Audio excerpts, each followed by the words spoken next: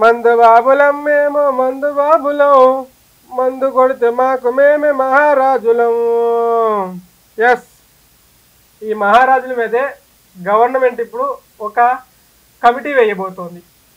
అసలు ఏంటి ఈ కమిటీ, ఎందుకు ఈ కమిటీ అని మాట్లాడితే, గత హయాంలో వైఎస్ఆర్సీపీ ప్రభుత్వం లిక్కర్ శాఖను అంటే మద్యాన్ని డైరెక్ట్గా నడిపింది.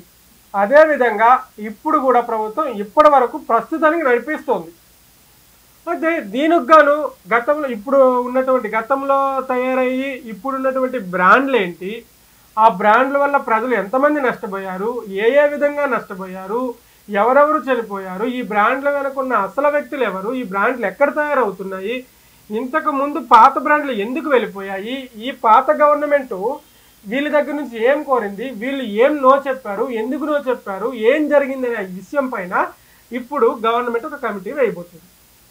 ఇది పక్కన పెడితే అసలు లిక్కర్ శాఖ అంటే మద్యాన్ని గవర్నమెంట్ నడిపితే ఏమవుతుంది, ప్రైవేట్ వ్యక్తులు నడిపితే ఏమవుతుంది అనే ఒక అంశం మాట్లాడదు. అంటే ఇప్పుడు గవర్నమెంట్ నడిపితే ఏమవుతుంది, గవర్నమెంట్ లిక్కర్ శాఖను నడిపితే లిక్కర్ మీద వచ్చే అమౌంట్ అంటే లిక్కర్ మీద నుంచి వచ్చే లాభాన్ని డైరెక్ట్గా గవర్నమెంట్కి వస్తుంది. సో ఇదేమవుతుంది, డైరెక్ట్గా గవర్నమెంట్ దగ్గర నుంచి కస్టమర్కి వెళ్ళిపోతుంది. కానీ ప్రైవేట్ వ్యక్తి నడిపాడు అనుకోండి, అప్పుడు ఏమవుతుంది, ప్రైవేట్ వ్యక్తి నడిపినప్పుడు ఒక లిక్కర్ మద్యం షాప్ పెట్టాలి అంటే టెండర్ వేయాలి. టెండర్ వేసినప్పుడు నాన్ రిటర్నబుల్ డిపాజిట్ అమౌంట్ ఒకటి ఉంటుంది. అది వేసినాక అది మనం మళ్ళీ ఒక్కసారి డిపాజిట్ చేసిన తర్వాత అది వెనక్కి రాదు. అది గవర్నమెంట్కి లాభము. అది ప్రైవేట్ వ్యక్తులు వెళ్ళేటప్పుడు తర్వాత లైసెన్స్ అమౌంట్ కొంత కట్టాల్సి వస్తుంది. తర్వాత 1,00,000 మంది ఉంటే ఒక అమౌంట్, 50,000 మంది ఉంటే ఒక అమౌంట్, 2,00,000 మంది ఉంటే ఒక అమౌంట్, ఆ లెక్కలు ఉంటాయి. అయితే గవర్నమెంటు డైరెక్ట్గా మద్యాన్ని నడిపినప్పుడు ఏమవుతుందంటే మద్యం మీద వచ్చినటువంటి లాభం డైరెక్ట్గా గవర్నమెంట్కి వెళ్తే, ప్రైవేట్ వ్యక్తి నడిపినప్పుడు ప్రైవేట్ దగ్గర నుంచి ట్యాక్స్ రూపంలో వస్తుంది, తర్వాత డిపాజిట్ అమౌంట్ల కింద వస్తుంది, టెండర్ అమౌంట్ల కింద వస్తుంది, తర్వాత సంథింగ్ అట్లా వస్తుంది. ఏదేమైనప్పటికీ కూడా నా అభిప్రాయం ఏంటంటే గవర్నమెంట్ డైరెక్ట్గా ఇందులో ఇన్వాల్వ్ అవ్వకపోవడమే మంచిదని నాకు అనిపిస్తుంది. ఇంకొకటి ఏంటంటే అక్టోబర్ 1 నుంచి మద్యం పాలసీ అమల్లోకి రాబోతుంది.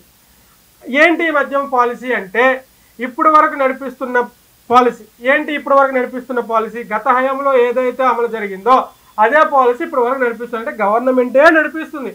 అందులో ఉన్నటువంటి సూపర్వైజరు, దానికి సంబంధించి ఒక మేనేజరు, ఒక 2-3 గవర్నమెంట్కి సంబంధించిన వాళ్ళే ఉన్నారు. ఒకవేళ అక్టోబర్ 1 నుంచి ఇదే పాలసీ నెరవేరిందనుకో, ఇదే పాలసీ అమలు జరిగిందనుకో, అక్టోబర్ 1 నుంచి అంటే అవతలకు కూడా వీళ్ళు ఉంటారు. అంటే అప్పుడు ఏంటి, గవర్నమెంటే పూర్తిగా 5 సంవత్సరాలు మద్యాన్ని నడిపిస్తుంది అనుకోవచ్చు. లేదు ప్రైవేట్ వ్యక్తుల చేతులకు వెళ్ళిందంటే అంటే టెండర్లు ఇచ్చింది అనుకోండి, ఈ గవర్నమెంట్ ఉద్యోగులు ఉండరు. ఇది క్లారిటీ. ఏమవుతుందో చూద్దాం. Thank you.